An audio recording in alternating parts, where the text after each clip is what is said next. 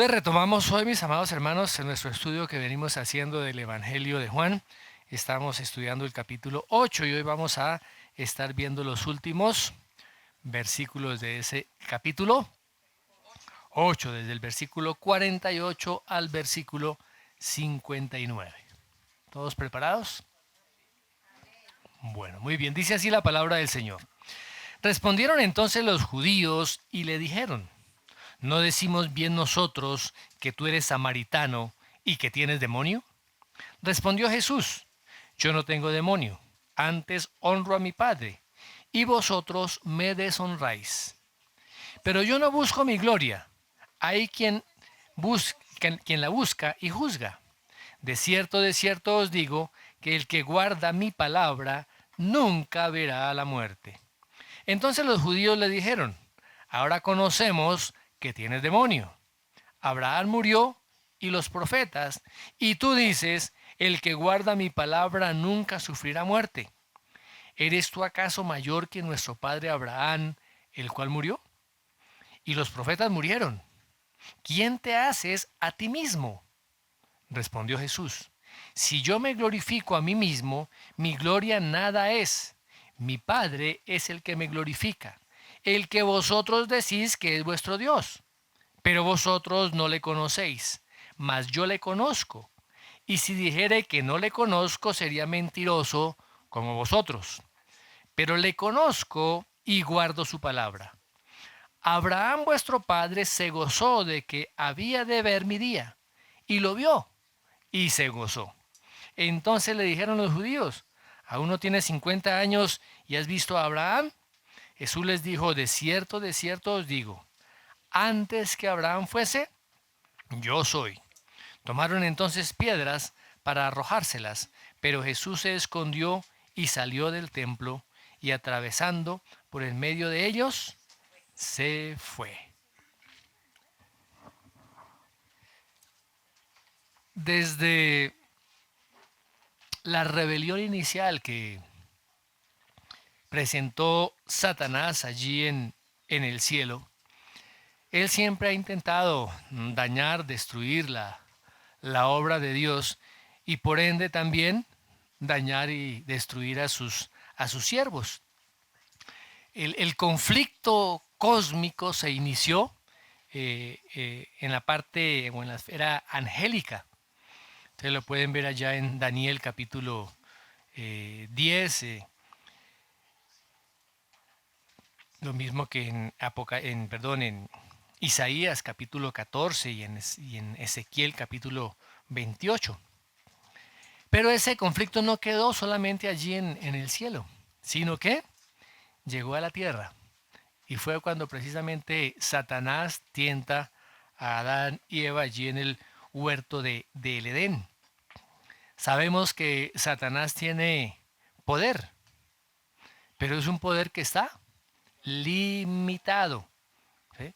Y ese poder lo utiliza Satanás para dañar, para querer destruir los propósitos de Dios y de oscurecer el mensaje del Evangelio. Aunque nosotros sabemos que en el Señor Jesucristo hay completa y total victoria, esa batalla espiritual se sigue desarrollando aún en el día de hoy. Ustedes lo pueden leer allá en el capítulo 6 del libro del apóstol Pablo a los Efesios. Muy bien. Ahora, fijémonos que esta guerra cósmica, esta batalla cósmica, ha tenido su escenario en la historia humana. Y vemos cómo los hombres de Dios han tenido que enfrentar de manera sistemática a esos ataques y a esos enemigos satánicos. Vemos hombres como Moisés, un día tuvo que enfrentarse a Faraón para que exigirle que debía ir a dejar libre al pueblo hebreo. Hombres como Micaías, profeta del Señor, que tuvo que enfrentar a un rey malvado como el rey Acab. Elías tuvo que enfrentarse con los profetas de Baal. Juan el Bautista tuvo su enfrentamiento con los fariseos y con los saduceos corruptos, ¿no? El mismo Esteban se enfrentó al Sanedrín y con ello pagó por su vida. Lo mataron. Pedro y Juan también se enfrentaron a Simón el mago. Pablo y Bernabé tuvieron que enfrentarse a Bar Jesús, el falso profeta. Pero de todos estos héroes, de todos estos guerreros humanos, creyentes en la fe, el mismo Señor Jesucristo tuvo que confrontar las huestes del infierno. Y en el apóstol Juan, en su primera carta, allí en el capítulo 3, verso 8, dice lo siguiente, dice, para esto apareció el Hijo de Dios, para deshacer las obras del diablo. Y cuando el Señor Jesús viene a la tierra y comienza a desarrollar su ministerio, Él afirma lo siguiente, allí en Mateo 10, 34. Dice, no penséis que he venido para traer paz a la tierra. No he venido para traer paz, sino espada. Ahora, los evangelios sinópticos, mis hermanos, ¿cuáles son los evangelios sinópticos? Mateo, Marcos y Lucas están llenos de los enfrentamientos que el Señor Jesucristo tuvo que enfrentar, o los choques que tuvo que enfrentar ante las fuerzas de Satanás y también ante las fuerzas humanas. Recordemos que las fuerzas humanas representadas a través del liderazgo religioso, principalmente por los maestros, los sacerdotes, el Sanedrín, personas que creían ser justas en su propia opinión. Y a través de estas personas el Señor Jesucristo recibió ataques muy, muy, muy fuertes. Muy bien. Y supuestamente estos líderes religiosos que decían servir a Dios eran realmente hombres hipócritas, apóstatas. Y el Señor Jesucristo puso al descubierto, manifestó lo que realmente había en el corazón de estos hombres. Recordemos que los escribas y los fariseos le insistieron al Señor Jesús en que realizara señales. Ellos necesitaban recibir una señal para ver si realmente Él era el Hijo de Dios. ¿Y qué le responde el Señor Jesús?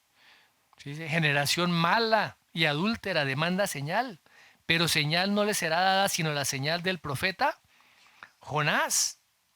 De igual manera, cuando le exigieron saber por qué los discípulos no guardaban las tradiciones de los ancianos, el Señor Jesús los denuncia como hipócritas, sus corazones alejados totalmente de Dios. Presentaban delante de Dios una adoración falsa, una adoración vana, y de igual manera unas enseñanzas que no eran conforme a la palabra del Señor.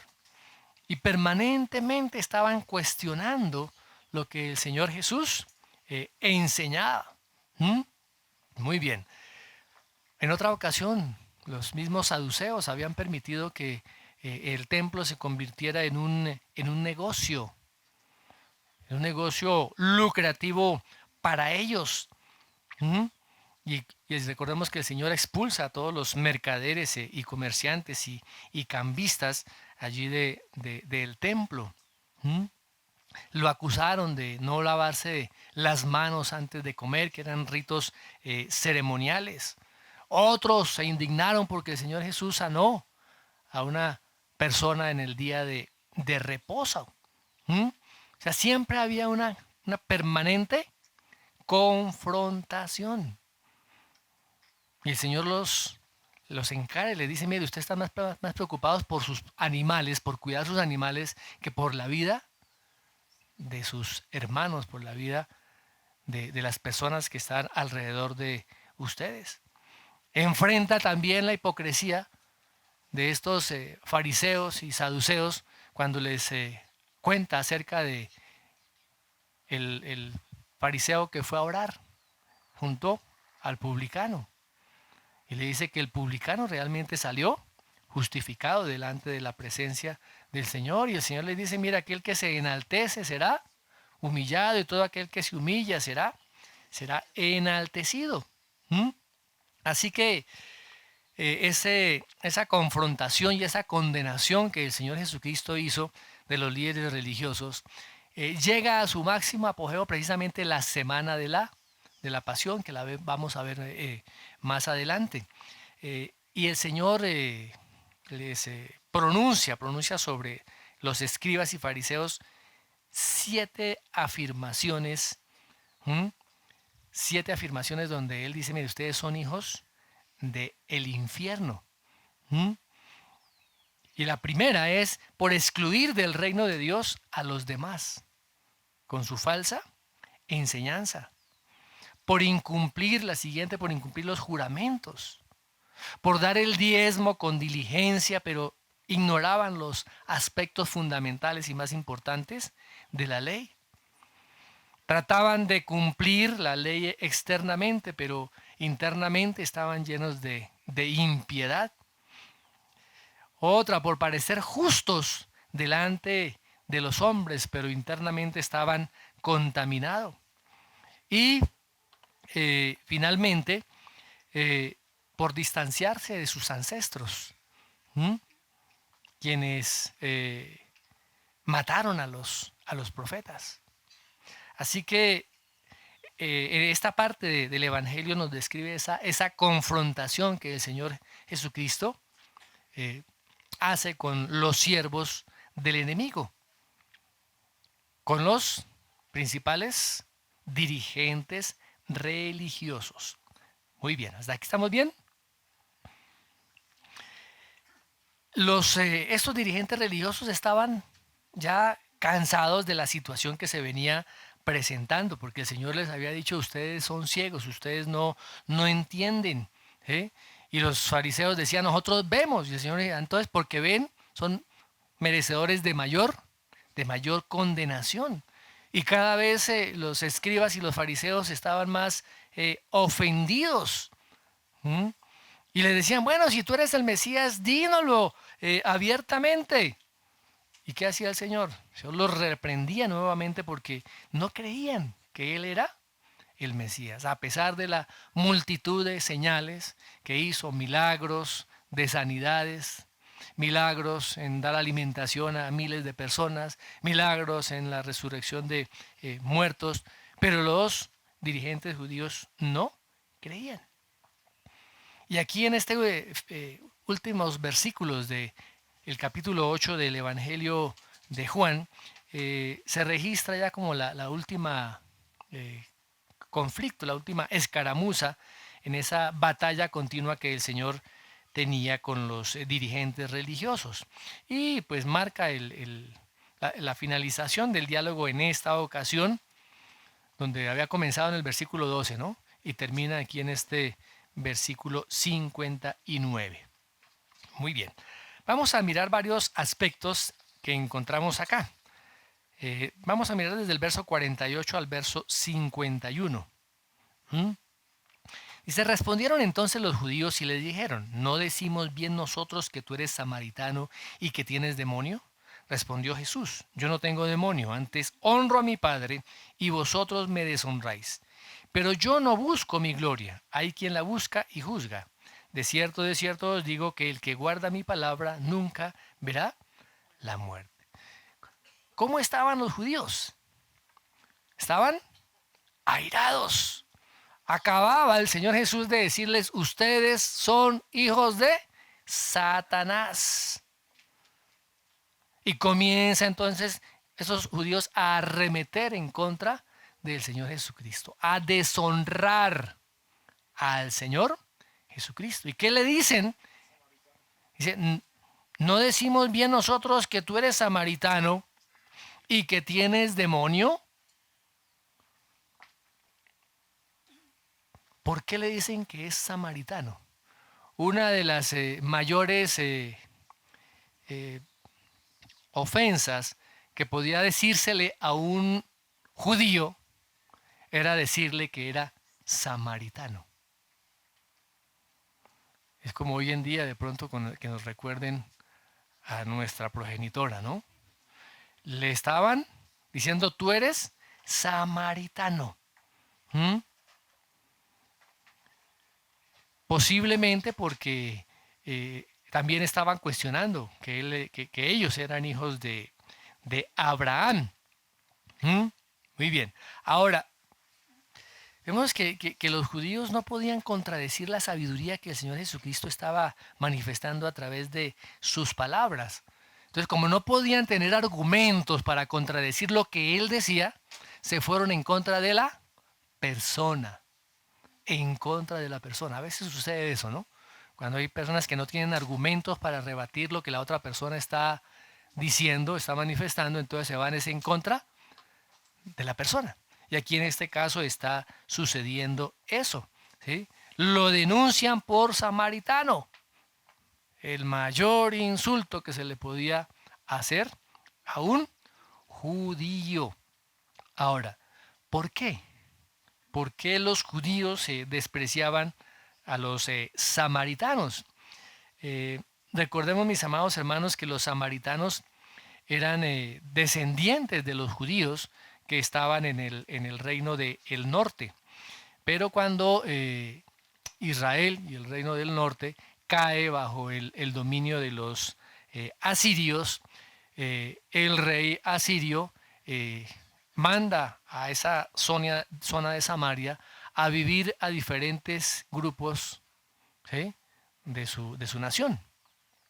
Y después van algunos de esos judíos, también regresan algunos de esos judíos a vivir allí. Ustedes los pueden leer esto en Segunda de Reyes capítulo 17.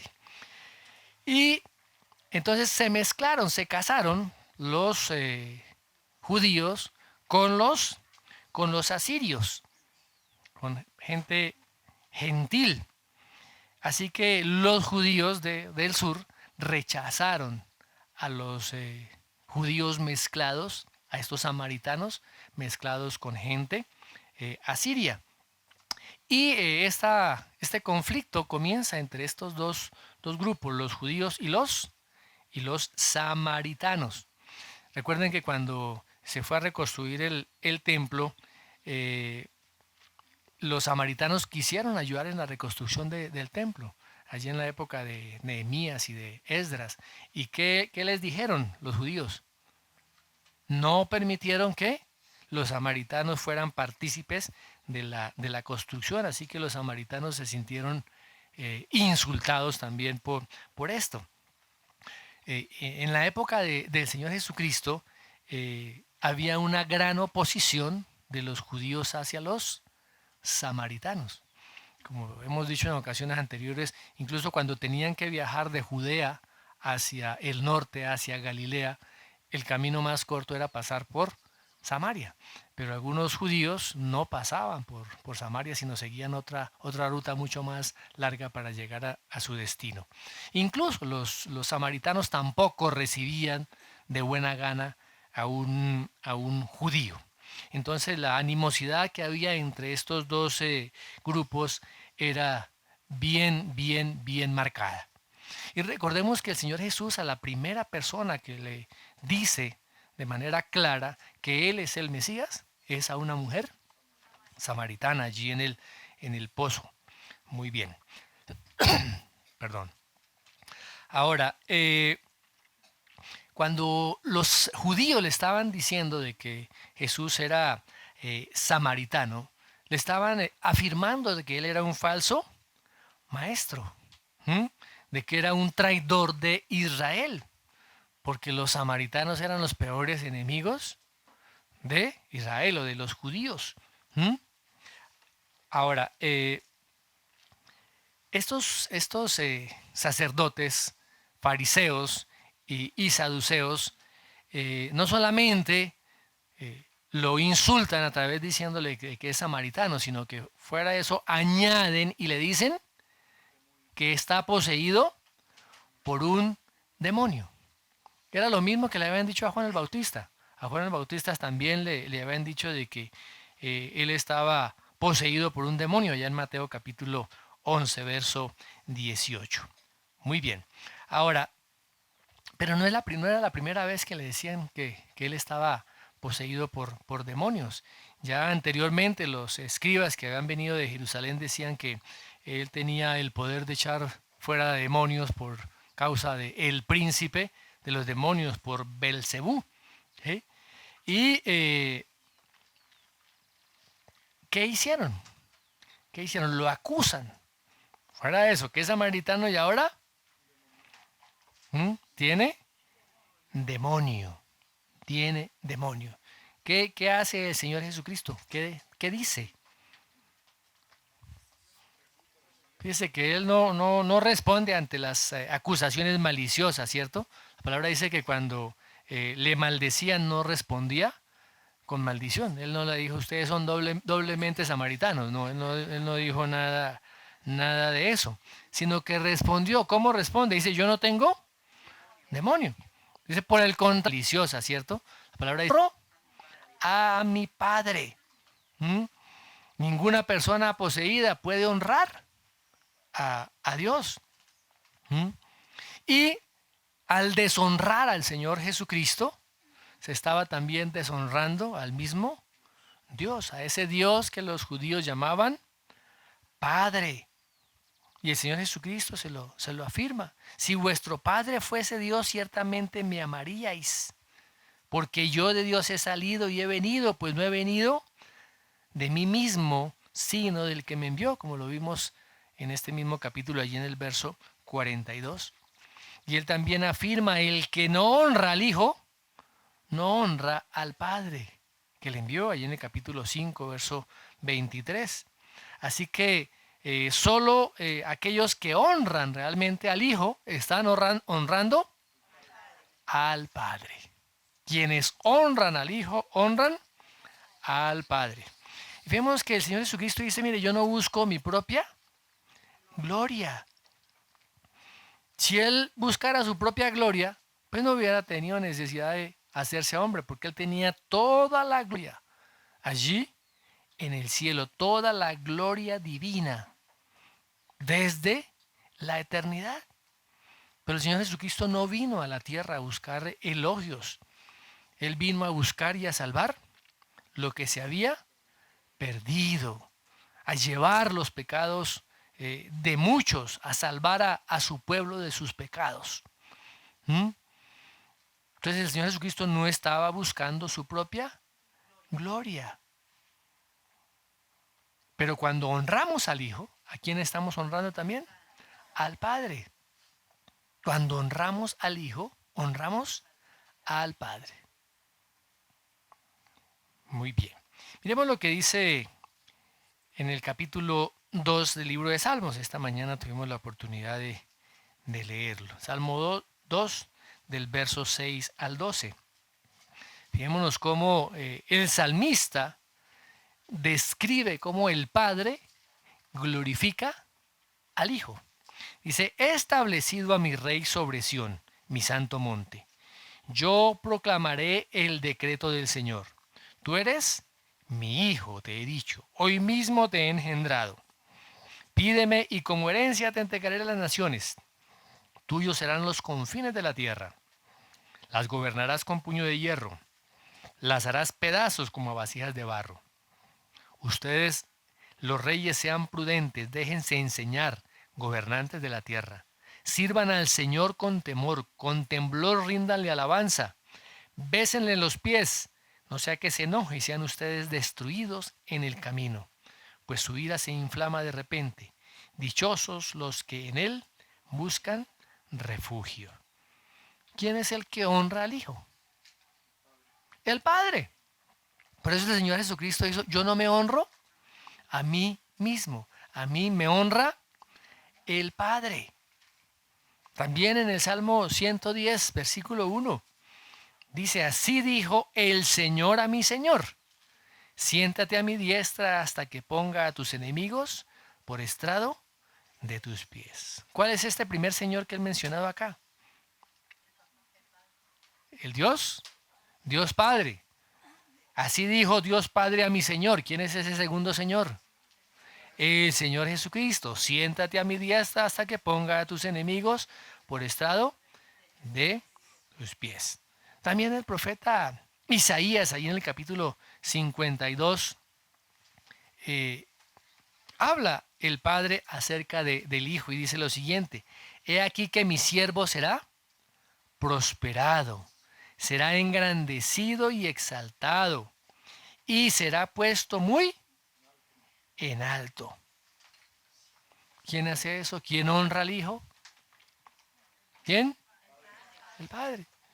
Y el Señor Jesús cuando asciende a los cielos, Él va y se sienta a la diestra, a la derecha del Padre. Es el lugar de más honor, de honor supremo, allí, a la derecha del Padre.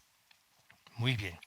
Y vemos que aquí el Señor Jesús hace una declaración y prácticamente es una promesa para aquellos que honran y glorifican al Hijo, aquellos que por la obediencia también siguen los principios de la palabra. Dice: de cierto os digo, que el que guarda mi palabra nunca verá. Acordémonos de esa palabra. ¿Cuál es la palabra de cierto, de cierto? Amén, amén. Siempre que el Señor va a decir algo trascendental y muy importante, Él utilizaba esa palabra y fuera eso repetida. Amén, amén. De cierto, les digo. ¿Qué es eso que el Señor les iba a decir? Que el que guarda mi palabra. ¿Qué es guardar la palabra? Es meter la Biblia debajo del brazo, meter la palabra debajo de la almohada o guardarla bien en la biblioteca. ¿Qué es? Guardar la palabra es obedecer la palabra de Dios. Guardar la palabra es obedecer la palabra de Dios. Por eso cuando nosotros estudiamos la palabra, no es para que tengamos más conocimiento en nuestra mente. Cuando estudiamos y vamos a la palabra, es saber qué es lo que tengo yo que hacer. En la palabra están todas las directrices para nuestra vida matrimonial, para nuestra vida como padres, para nuestra vida como hermanos en la familia del Señor, para nuestra vida en el trabajo, para nuestras relaciones sociales, para las finanzas, para todo. Por eso tenemos que ir a la palabra. Tenemos que ir a la palabra. Cuando no conocemos la palabra, entonces seguimos la corriente del mundo. Por eso el Señor, a través del apóstol Pablo, allá en Romanos capítulo 12, 2, dice que tenemos que... ¿Cómo dice ese versículo? Debemos sabernoslo todo, ¿cierto? No os conforméis a este siglo. ¿Qué es conformarse? Amoldarse, ¿cierto? Amoldarse. Es como cuando uno hace las gelatinas en esos moldecitos con formas. Eso se llama conformarse. Estoy conformado. Una formaleta. Una formaleta. Romanos 12:2, hermana. Una formaleta. No nos amoldemos, no nos conformemos a este mundo, sino ser transformados por medio de la renovación de nuestro entendimiento. ¿Cómo se renueva el entendimiento? A través de la palabra del Señor. Y esa palabra es para obedecerla. Por eso es que cada vez que escuchamos la palabra, ¿a qué es lo que me tengo que comprometer yo a obedecer? No es simplemente, ay, qué sermón tan lindo. No, no, no. Chéverísimo. Y que en la semana de lo que aprendió usted el domingo, ¿qué está poniendo en práctica? ¿Qué está viviendo de esa palabra? ¿Mm? El que guarda la palabra, ese es el que es el verdadero hijo de Dios. Es la persona que está en el reino de Dios. Ese es el verdadero discípulo. Y por eso el Señor Jesucristo está diciendo aquí que nunca experimentará la muerte eterna, la separación eterna de Dios. Recordemos las palabras que el Señor le dijo a Nicodemo allá en el capítulo 3 de Juan, verso 16. Dice: de tal manera amó Dios al mundo, que ha dado a su Hijo unigénito, para que todo aquel que en él cree no se pierda, mas tenga vida eterna.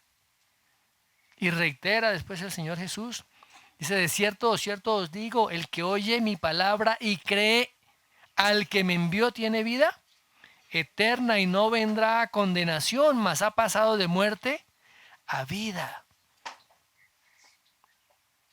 Ha pasado de muerte a vida. ¿Mm? ¿Recuerdan cuando el Señor también consoló allí en Betania a Marta?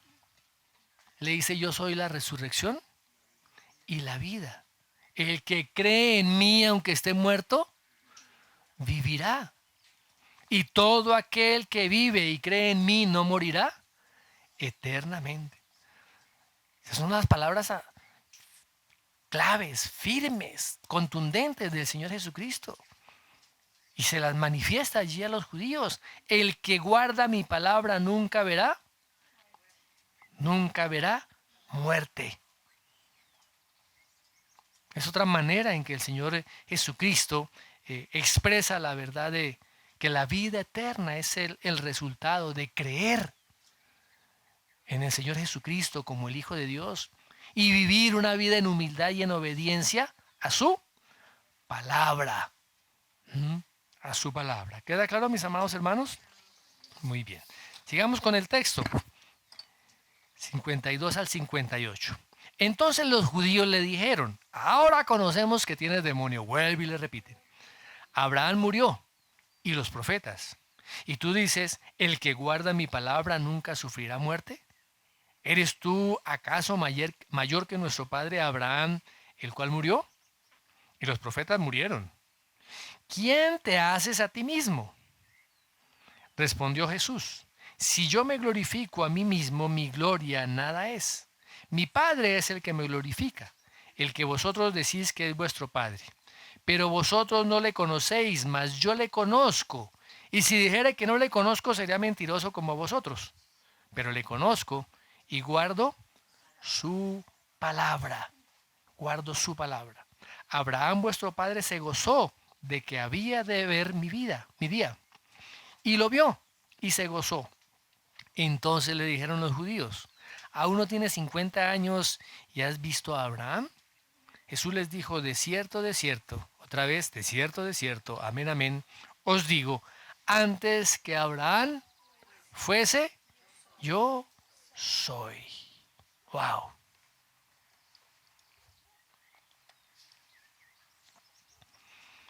¿Cómo respondieron ante estas afirmaciones del Señor Jesús otra vez los judíos? ¡Ah! Y ahora sí, confirmado. Tiene demonio. ¿Mm? Abraham murió.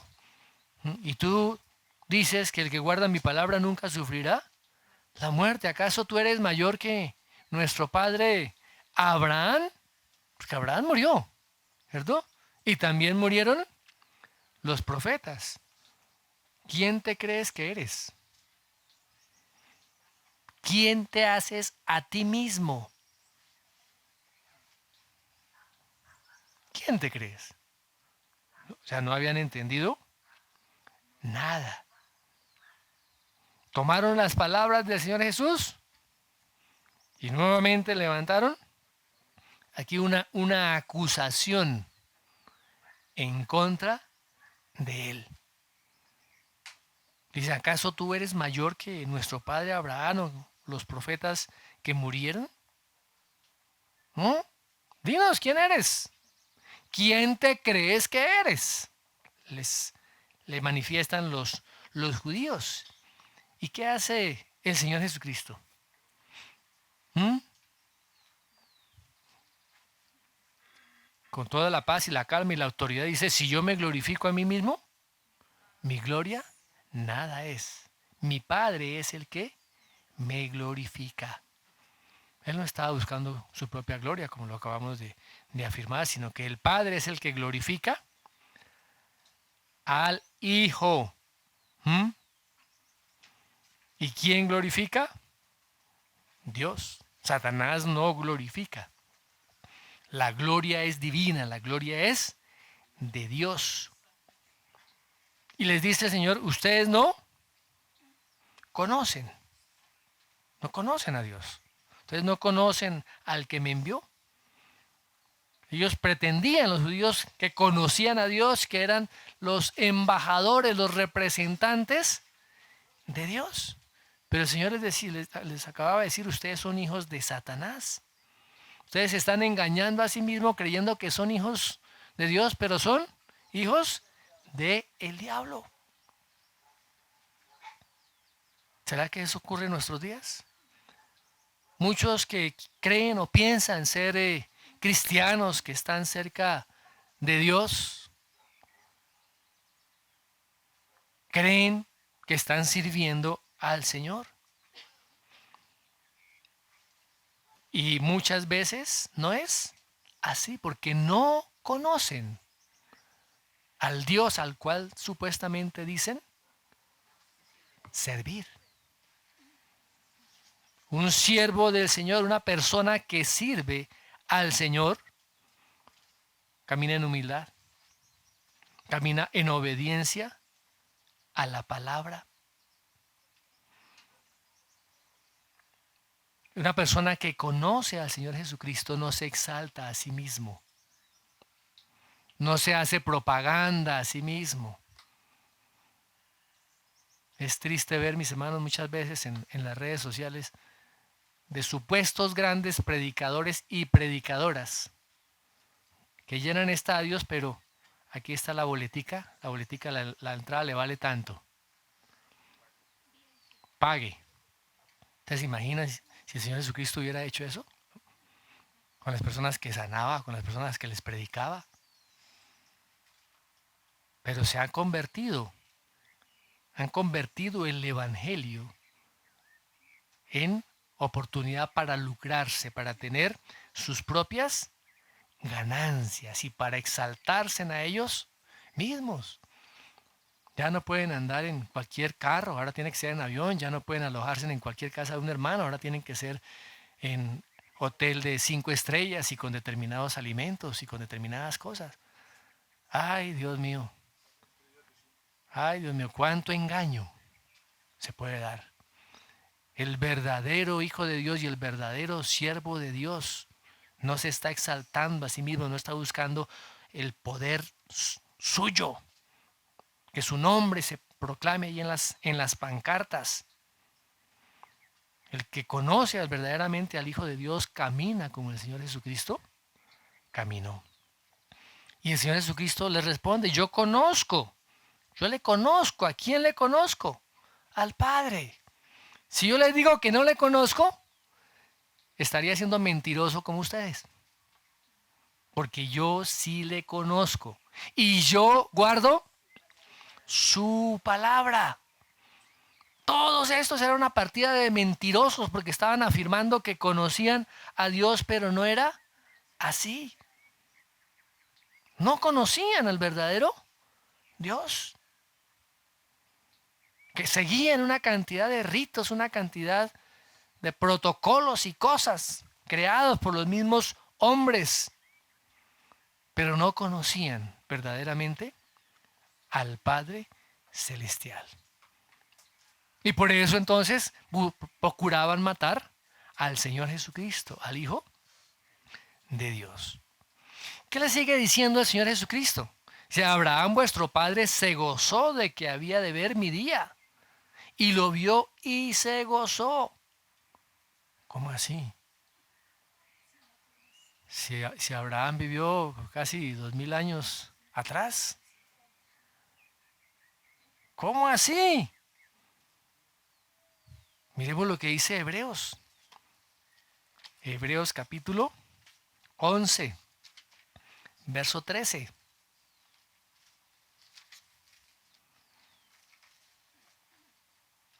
Todos estos murieron, está hablando de los héroes de la fe, incluyendo a Abraham. Todos estos murieron en fe sin haber recibido las promesas, pero habiéndolas visto y aceptado con gusto desde lejos. ¡Wow! ¿Cómo así? Abraham vio y le dio la bienvenida a ese día en que el Señor Jesucristo vino. ¿Mm? Wow. Vio el cumplimiento de esa promesa a través también de su hijo Isaac, de donde vendría más adelante el Mesías. Y fíjese cómo contrasta nuevamente el Señor Jesús el comportamiento de estos judíos con el comportamiento de Abraham, del patriarca Abraham. ¿Y qué hacen los judíos? ¿Qué le dicen? ¿Mm? Interpretan nuevamente mal las palabras del Señor Jesús y le dicen, pero no tiene ni 50 años y has visto a Abraham. ¿Cómo es posible eso? ¿Mm? El Señor Jesucristo dijo que había visto a Abraham.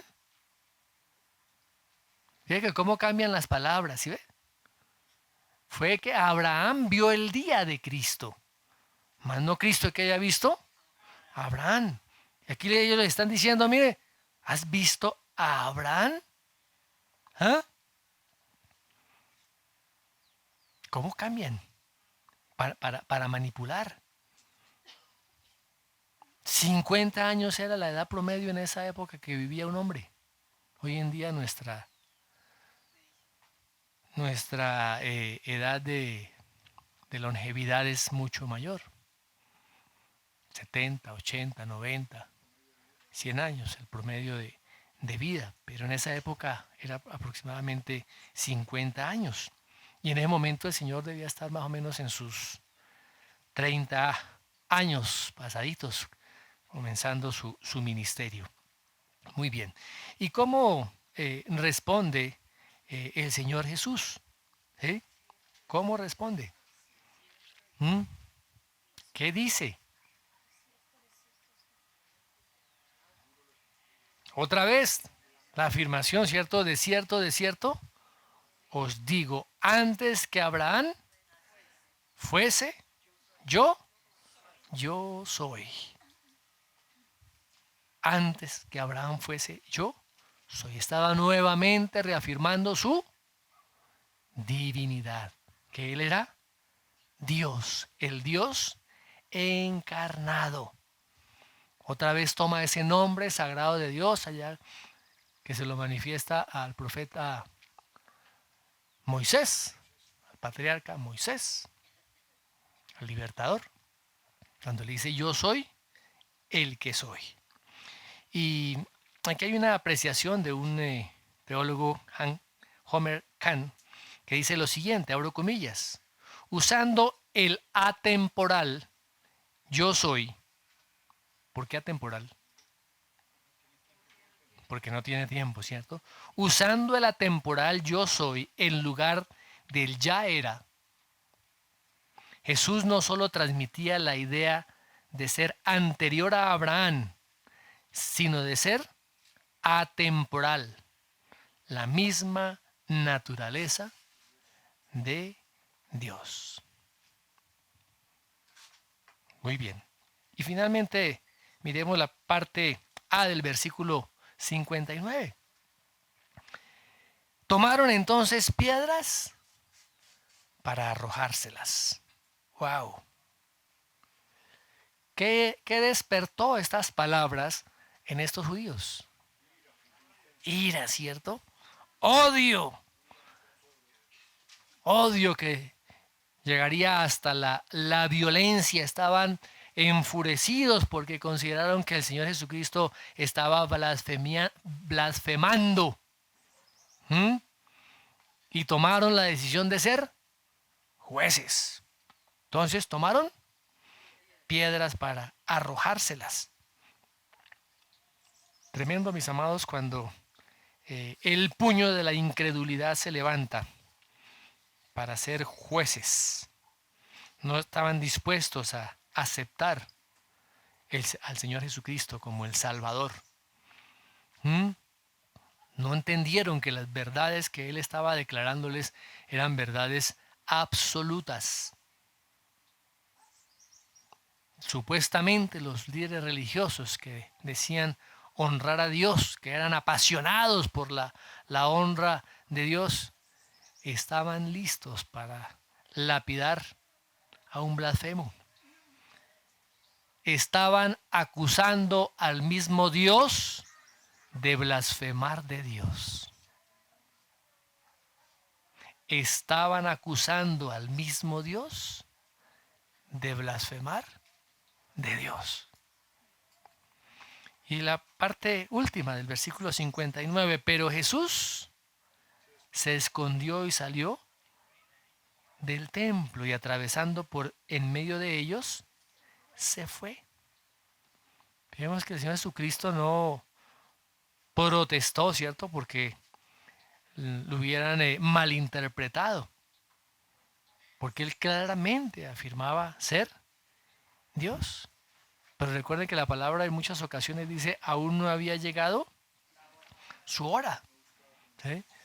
El Señor Jesucristo no iba tampoco a permitir que lo mataran antes. Pero no sabemos, de modo sobrenatural Él se escondió y salió del templo. Ya hay otras ocasiones también donde se registra lo mismo de que Él sale en medio de ellos y logra escabullirse, logra huir de esa situación. Ahora, fijémonos que es un diálogo muy, muy trágico para los judíos, para los líderes religiosos, que no aceptaron al Señor Jesucristo ni sus palabras. Y por ende, estaban condenados. Ahora, solo tenemos dos opciones con respecto a las afirmaciones y a las palabras que el Señor Jesús da o dijo. Solamente dos opciones. La primera es aceptar que esas palabras son verdaderas.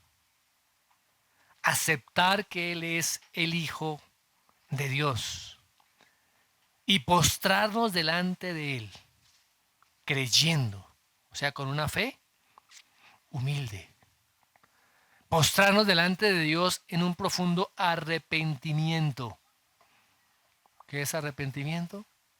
Un cambio de actitud. Y confesando con nuestra boca y teniendo la certeza en nuestro corazón de que el Señor Jesucristo es el Señor y Salvador. Esa es una de las opciones. Y la otra opción, que aquí se muestra claramente a través de la respuesta que dieron los judíos, estos que se oponían al Señor Jesucristo, lo rechazaron. Cerraron y endurecieron sus corazones. Y los resultados son muy diferentes para ambos grupos. El resultado para el primer grupo es que disfruta desde ahora de la salvación. Es salvo por la obra que el Señor Jesucristo hizo. Esta persona es declarada justa. Entra en comunión con Dios. Sus pecados le son perdonados, son limpiados. Esta persona nace a una nueva vida porque ahora está en Cristo. Y todo lo que se vivía anteriormente es pasado. Y vienen cosas nuevas. ¿Ah? Y se disfruta, nuevamente le digo, de la vida eterna. Recuerda lo que el Señor Jesucristo dice allá en Juan 17:3, y esta es la vida eterna, que te conozcan a ti, el único Dios verdadero, y a Jesucristo a quien has enviado. Desde ahora podemos comenzar a disfrutar la vida eterna, ¿cómo? A través del conocimiento de Dios, por medio de el Señor Jesucristo, por medio del Evangelio, y que se ha revelado, se ha iluminado a nuestro entendimiento por medio del Espíritu, el Espíritu Santo. hay salvación. Ya no hay condenación. Y por ende, se disfrutará la vida eterna en la permanente presencia de nuestro gran Rey y Señor. Pero tenemos el polo opuesto. ¿Cuál es el resultado de aquellos que no han creído en el Señor Jesucristo, que han cerrado sus corazones, que lo han rechazado? Es un resultado trágico, es un resultado espantoso. La condenación eterna en el infierno. Pero poco se habla del infierno, ¿no? Dice, ¿cómo vamos a asustar a la gente? Hay que hablarle la verdad, mis amados hermanos. No hay más opciones, no hay puntos intermedios. No hay, la gente que dice, no, es que yo no soy tan malo, entonces de pronto cuando me muera me mandan unos días o unos meses al purgatorio y de ahí ya salgo para el cielo. ¿Cómo no, bonito? Póngase a creer esas mentiras y no crea las palabras verdaderas del Mesías. No hay sitio intermedio. No hay el tal purgatorio que predican algunos. No hay el tal limbo que dicen algunos que se van los niños. Nada de eso es bíblico. Esas son doctrinas de hombres que han querido calmar su propia conciencia y su propio pecado. Y han llevado con estas ideas al error y a la blasfemia a muchos. Por eso tenemos que ir a la palabra del Señor. Dios habla de la condenación eterna, Dios habla del infierno, Dios habla del cielo. Por eso el Señor dice, ustedes morirán en vuestros pecados.